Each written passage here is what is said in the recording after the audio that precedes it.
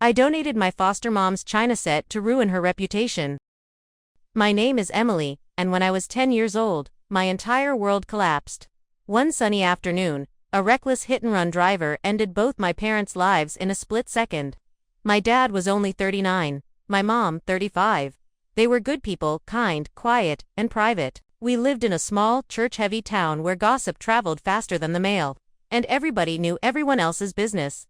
My dad had inherited a decent fortune when he was younger, and he and my mom had moved away from the city to start a slower life. They opened a small antique store and became well-liked in town, even though they mostly kept to themselves. My dad never needed to work much beyond maintaining the shop. My mom was the real antique enthusiast, and they lived comfortably. But after the accident, there was no one left in our family to take me in. No aunts, no uncles, no grandparents. I was going to be placed in an orphanage. That's when Mr. and Mrs. Banks entered the picture. They stood up in front of our church congregation one Sunday and gave the most nauseating speech I've ever heard in my life. Mrs. Banks, all misty-eyed and self-righteous, told everyone that God has placed it upon our hearts to care for this poor, orphaned child. She made it sound like they were saving me from the depths of hell. People clapped. Some cried. I didn't know what to think. The truth became clear soon enough. The Banks had a daughter, Kitty, who was a year older than me. You'd think we'd become like sisters, right? Wrong. Kitty was cold, superior, and dismissive. She acted like I was an embarrassing charity project her parents brought home. At church, she'd smile and hold my hand like we were best friends. At home, she ignored me completely. It was clear from the beginning that I wasn't brought in to be part of their family. I was there to complete a picture. A portrait of holiness, generosity, and Christian charity. And most importantly, to boost their standing in the community. Every month, the Banks received a check from the state to help with my care. On top of that, they received money from my father's estate, a trust fund that was supposed to support me until I turned 18, at which point I'd receive control of the full amount. The Banks, of course, never mentioned that second part to anyone. At first, they weren't outright cruel. They didn't hit me. They fed me. I had clothes and a bed. But emotionally, it was like being a ghost. At church or in front of neighbors, they'd gush over me. Mrs. Banks would go on about how blessed they were to be my caretakers. But the minute we got home, it was like I didn't exist. They rarely bought me anything. No new clothes unless it was for Easter Sunday. No birthday parties. No emotional warmth. They didn't talk to me unless it was to give me chores or remind me how lucky I was. Mrs. Banks stole most of my mom's antiques from our old store. Acting like they were gifts from God, she'd give them to Kitty or her cousins. Or keep them for herself, proudly displaying them in the house like trophies. The worst part, they were excellent actors. Every time the social worker came by for a visit, they'd put on a whole show. They'd coach me beforehand, feed me lines about how loved and safe I felt, and how grateful I was. If I hesitated or said the wrong thing, I'd get the cold shoulder for days afterward. I learned quickly to say what they wanted. I was too young and too vulnerable to fight back, and they knew it. But I paid attention. Even as a kid, I noticed the things they bought. Designer bags, fancy jewelry, expensive trips they'd brag about to the congregation. A brand new Volvo when Kitty turned 16. Mrs. Banks started wearing more makeup and suddenly started hosting more charity luncheons at the church. They were living far beyond the means of a housewife and a small-town insurance salesman, all on my parents' money, and every time they got a new gift or booked another vacation, they'd remind me that I should be thankful for the roof over my head and all the sacrifices they were making. They never said it outright, but they hinted often that once I turned 18 and got access to my trust fund, it would be my Christian duty to repay them. For what, exactly? I didn't know. They were being paid the whole time. And let's be honest, they didn't love me, they loved the image of themselves they had created around me. As I got older, I started to understand the game. I realized that they were spending only a fraction of what was meant for me. The rest was being quietly tucked away for Kitty's future. When I was 17, I overheard them talking about how they would use my money to pay for Kitty's college tuition. Not as a loan, not with permission. Just take it, like everything else. That was the moment something inside me shifted. I stopped waiting to be treated like family. I stopped caring about their approval or pretending that we were something we weren't. I smiled when I had to. I played the part, but inside, I was watching, documenting, and planning. Because soon, It would be my turn. By the time I was 17, I had learned to keep my mouth shut and my eyes wide open. I knew how to nod and smile when Mrs. Banks bragged to church ladies about Kitty's brilliance or her deep spirituality, like she wasn't the most self-absorbed person in a 30-mile radius. I learned how to sit quietly when Mr. Banks made jokes about me being their surprise blessing, or when they reminded me in front of others how expensive kids are these days. Behind the scenes, I was documenting everything. Every 3 months, the bank managing my trust would send a statement, and I made sure to get my hands on every single one. The banks didn't give them to me, of course. They probably thought I was too stupid to ask. But when I reached out to the bank myself and requested full copies, the trust officer, who was very kind, by the way, didn't hesitate. She said I had every right to access my records as the beneficiary, so I collected them, every single page, and I compared those statements to what I saw in real life. A $40,000 new car, paid in cash. Then a second, smaller $20,000 car for Kitty when she started driving. Luxury trips to Hawaii and New York, both within 2 years. A complete kitchen remodel. Designer clothing for Mrs. Banks and Kitty. Huge cash donations to the church, money that had come from my parents' legacy, not theirs. That part made me sick. They were buying their reputation in the community with my family's money, and acting like it was some divine virtue. Every purchase, every indulgence, every blessing they credited to their own hard work was documented. I put everything into a simple black 3-ring binder, page after page, year after year, a private record of theft, disguised as generosity. The worst part, the way they spoke to me about giving back. The closer I got to 18, the more blatant they became. Mrs. Banks would make comments about how a true Christian shares what she has, or we raised you, after all you wouldn't even be here if not for us. Mr. Banks would drop hints about how maybe we could go in on a business together one day. Kitty once made a snide remark about me paying off her student loans. They all said it with a smile, with that sugary fake tone they were so good at, but underneath it was a threat. They expected me to hand over part of my inheritance, and they were confident I'd do it. But they were wrong. What they didn't know, what they never even thought to ask, was that I had already been accepted to a college out of state. I'd received a partial scholarship, and the rest of the tuition would be covered by what remained in my trust. I didn't need them. I didn't owe them, and the minute I turned 18, I was getting the hell out of their house and their lives. But before I left, I wanted to do one thing. Something small. Something symbolic. You see, there was one item, one thing, Mrs. Banks had always treated like her own personal treasure. A parroquia chinas, genuine, authentic, and worth tens of thousands of dollars. It had never been sold in my mom's antique shop, because she kept it tucked away in storage. When I was young, she once showed it to me and said, "These are just things, honey, but they belong to you one day." That china set was mine, but Mrs. Banks decided otherwise. She would regularly gush about how the set would be passed down to Kitty on her wedding day. She talked about it like it was a family heirloom, like it had always been in her family. It was never hers to begin with. She assumed I didn't care about it because I dressed like a tomboy and never showed interest in antiques. She thought I was too stupid or too indifferent to know its worth. But I knew. I remembered what my mom had said, and I remembered where she kept it hidden in the house. When Kitty left for college, the banks acted like they'd won. They used more of my trust money to pay for her tuition, her new laptop, her dorm supplies, even a full new wardrobe. They didn't hide it. Mrs. Banks even joked to someone at church that they were pulling strings to get Kitty the best. Meanwhile, they kept reminding me that it was time I start planning how to give back. They had no idea I was counting down the days until I turned 18. No idea that I'd been preparing to leave and never come back. They thought they still had control. They thought I'd be grateful. What I felt was rage. So while they were busy shopping and planning their next vacation, I made my own quiet arrangements. I booked my bus ticket to my new school. I packed the few belongings I truly cared about. I made arrangements with an attorney, just in case. And I waited. Waited for the church's annual antique sale, the biggest event of the year. A fundraiser for the church, run by a committee of older women who worshipped the banks like royalty. It was the perfect opportunity. 3 days before the sale, while the banks were out, I packed up the Baroque china set piece by piece. Every cup, every saucer, every charger and soup bowl.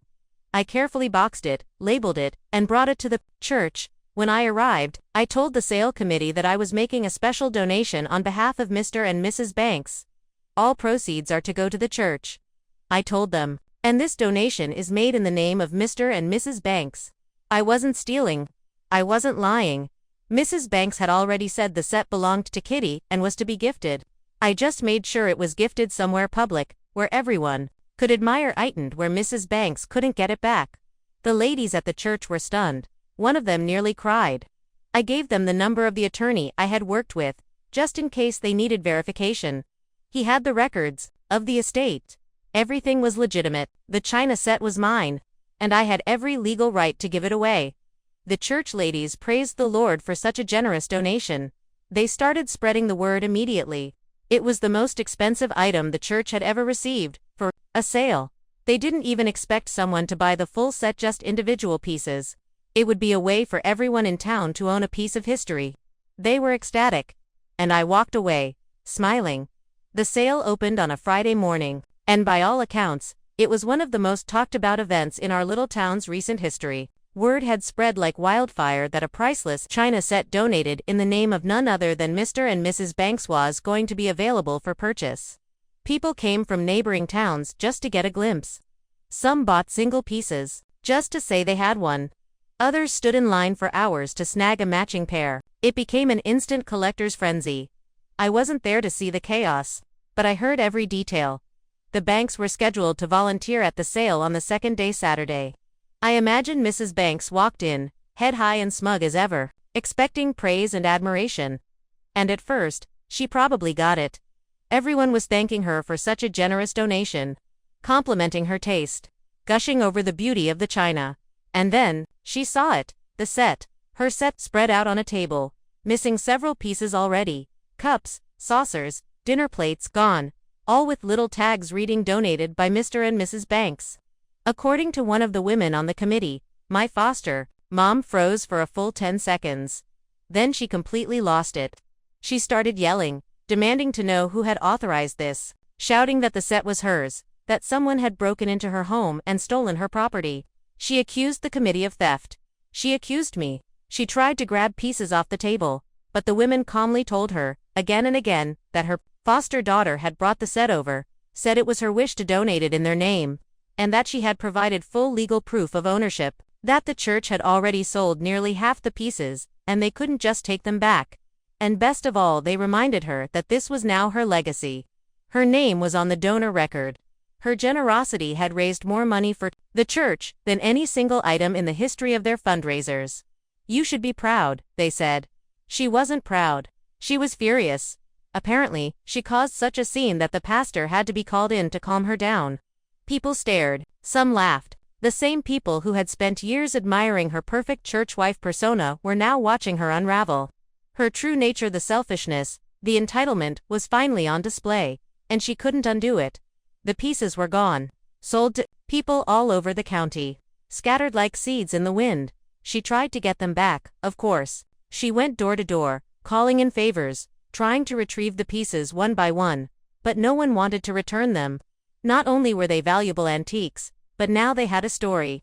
People felt like they had participated in something greater, a charitable act from a pillar of the community. What she had intended as a symbol of family pride had become a public reminder of her own hypocrisy. The fallout was immediate. Rumors swirled. People whispered in church pews. Why had Mrs. Banks flipped out over something she had supposedly donated? Why was she so angry if it had been her gift to God? And most importantly, why did her foster daughter seem to disappear just before the china showed up? No one had the full story, but that didn't stop the gossip. The pristine image the Banks had built over the years started to crumble. The church ladies, once their biggest fans, became skeptical. Some said they always suspected something was off. Others defended them at first, but over time, even those voices grew quieter. As for me, I was long gone. I had left for college the day before the sale started, with my paperwork in hand and my binder of evidence packed neatly in my luggage. I didn't tell the Banks goodbye. I didn't leave a note. I just left, but a week later, they received something far more memorable. It came by registered mail, signed by both me and my attorney. Inside was my 3-ring binder, the same one I'd spent years compiling. It contained every bank statement, every expenditure, every obvious act of fraud or selfish indulgence they had committed with my inheritance. It also contained a formal cease and desist letter. In plain language, it warned them that any future contact with me, especially any request for money, would be met with legal action, and that if they pushed me, I was fully prepared to take the matter to court and make everything public. Everything they had done, every dollar they had taken, every lie they had told, they never responded. I never heard from them again. The power they thought they had over me vanished the moment I stood up and took back control. They could no longer use guilt, or faith, or reputation.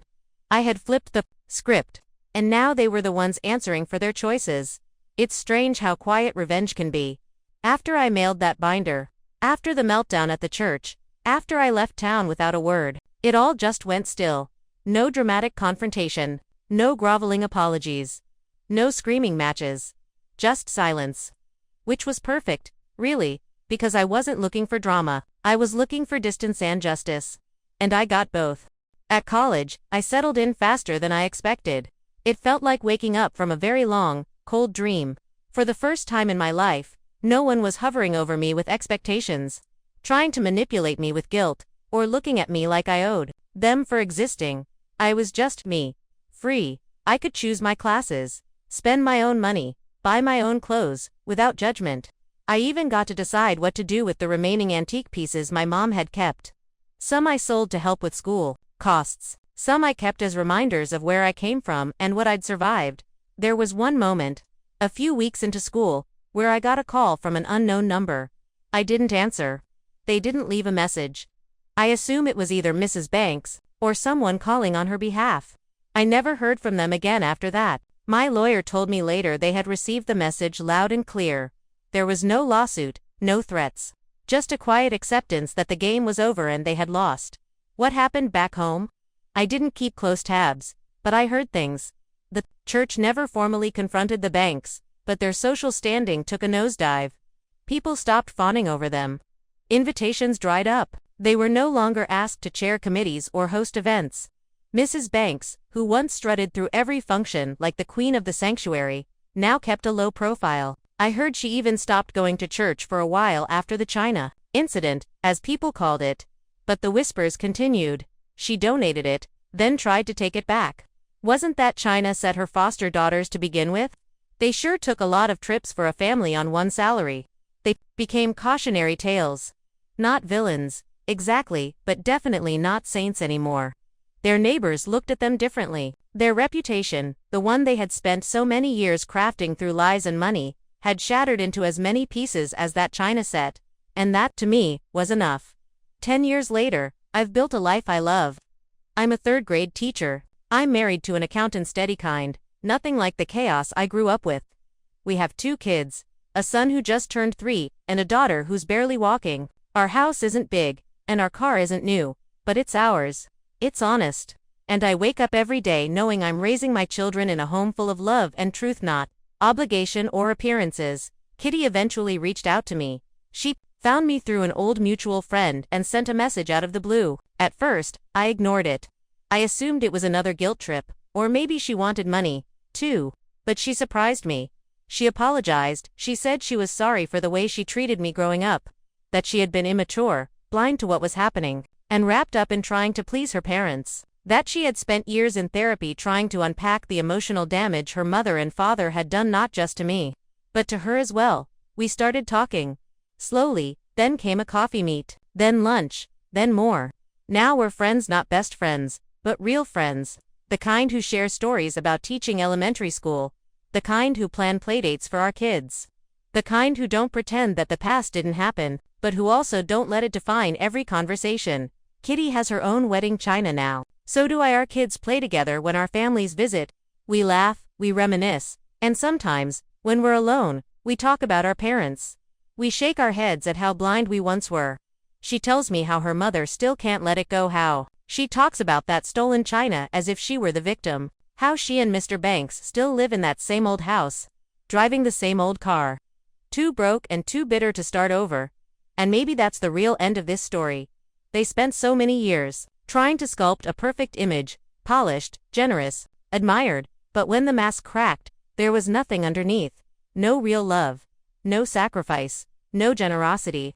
Just greed and pride. And now, Now they're the couple who drove both their daughters away. The ones who took money from a grieving child and then tried to steal credit for a donation to Jesus. That's how people remember them. That's their legacy. And as for me, I don't need to scream or rant or explain. I just live my life. I tuck my kids into bed, help them with their ABCs, and smile when I see my wedding china set displayed in the cabinet, not because it's fancy or valuable, but because it's mine, chosen, earned. Unlike the one Mrs. Banks lost. One piece at a time. The case has been heard. The stories have been told. Now it's your turn to judge. Leave your verdict in the comments. Like, share, and subscribe. The Court of Stories is always in session.